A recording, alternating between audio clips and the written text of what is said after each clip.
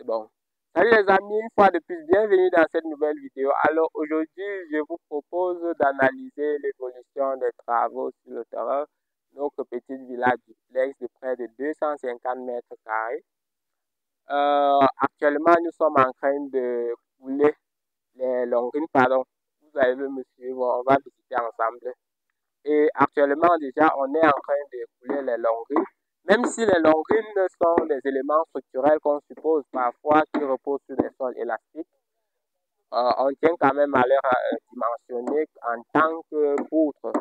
Pourquoi? Parce qu'ils reposent parfois sur le sol sur lequel ils reposent est parfois très stable. Parfois, le remblayage se fait après le terrassement, comme vous pouvez avoir. Les fonds des poutres sont parfaitement vides. Donc, vous avez le ferraillage, le coffrage qui est en cours, vous avez les coffreurs, les équipes de coffreurs mobilisées, pardon, présente-leur les coffreurs. Voilà, les coffreurs qui sont encore mobilisés. Pardon, caméraman, vous pouvez revenir mobiliser. Et là, l'un des éléments que j'aime dans le coffrage, c'est la précision au niveau des sections de béton qui ont été définies sur le plan structurel. Non seulement, mais le respect des niveaux, le respect de l'horizontalité et des alignements. Vous verrez que sur cette façon, vous allez vous déplacer.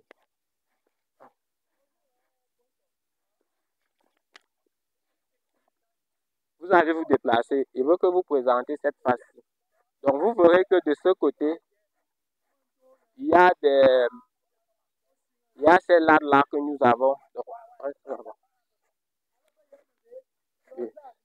Il y a ces lattes qui ont été mises justement, qui permettent de dresser parfaitement cet alignement-là.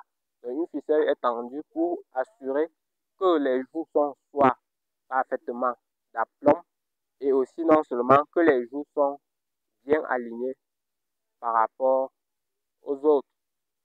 Donc, cela est assuré par un système de calage qui est très simple. On exploite des poteaux qui ont été déjà mis sur place pour avoir des parfaits alignements comme ça.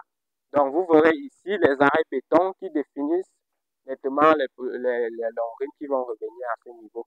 Et dans une vidéo récente, j'avais insisté, j'avais justifié pourquoi est-ce qu'on n'a pas donné une inclinaison à notre mur de soutènement parce que ça, c'est un mur qui retient principalement des terres, donc je peux appeler ça mur de soutènement, même si on a tendance beaucoup à l'appeler mur de soubassement.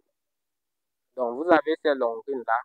On n'a pas donné une inclinaison déjà parce qu'on a des longrines de liaison qui vont partir de ce côté et rejoindre le chenal. Ça permet de ceinturer déjà le mur et ça évite déjà le déplacement sur cette partie supérieure du mur. Si tout le bâti avait été libre, on serait par exemple obligé de donner une inclinaison pour limiter les poussées de terre. Mais d'autant plus qu'il y a des longrines qui vont venir, ce n'est pas nécessaire. Donc vous verrez également qu'on a intégré des barbacanes. Des barbacanes, pourquoi? Pour réduire les pressions hydrostatiques. Même si cette partie sera à l'intérieur de la maison, il n'y aura pas forcément présence d'eau. Mais quand on conçoit, il faut aussi tenir compte de l'étape qui vient après la mise en exploitation de l'ouvrage. Parce que très souvent, avant même que l'ouvrage ne soit mis en service, il a été exposé à certaines conditions qui n'ont pas été forcément prises en compte lors du dimensionnement. Vous verrez que par exemple, quand on va faire le remblayage, ce remblai sera exposé pendant longtemps aux intempéries, ce qui suppose que le mur sera exposé pendant un bon moment aux pressions hydrostatiques qui seront dues à la présence d'eau dans le remblai. Donc, ces barbacanes vont réduire ces pressions hydrostatiques-là et maintenir l'équilibre du mur le temps qu'on finisse le projet jusqu'à la toiture, en fait, jusqu'à la mise hors du bâtiment.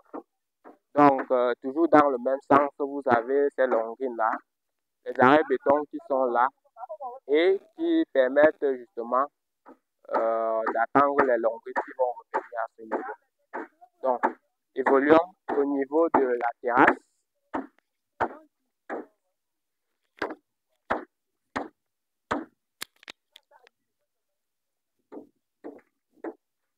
Donc là, on a une terrasse de pratiquement 2,30 m. Vous voyez, ici, on a une terrasse de pratiquement 2,30 m. Et là, on a les massifs qui vont accueillir les socles. Pour le moment, on hésite encore sur le design des socles. C'est pour ça que vous verrez qu'ici, on n'a pas encore coulé.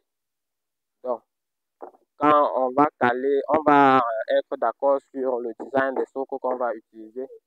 Je pense qu'on va couler, on va finaliser le coulage du massif.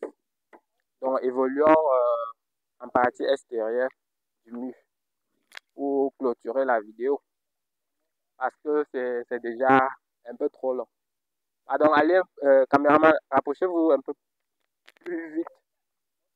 Non, 2 minutes, 2 minutes, c'est bon.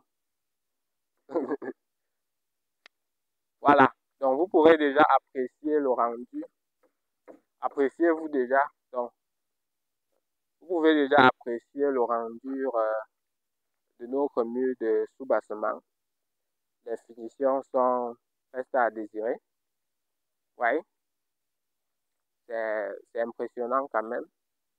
L'accent est mis sur le niveau. Donc, les murs sont dressés de manière à avoir un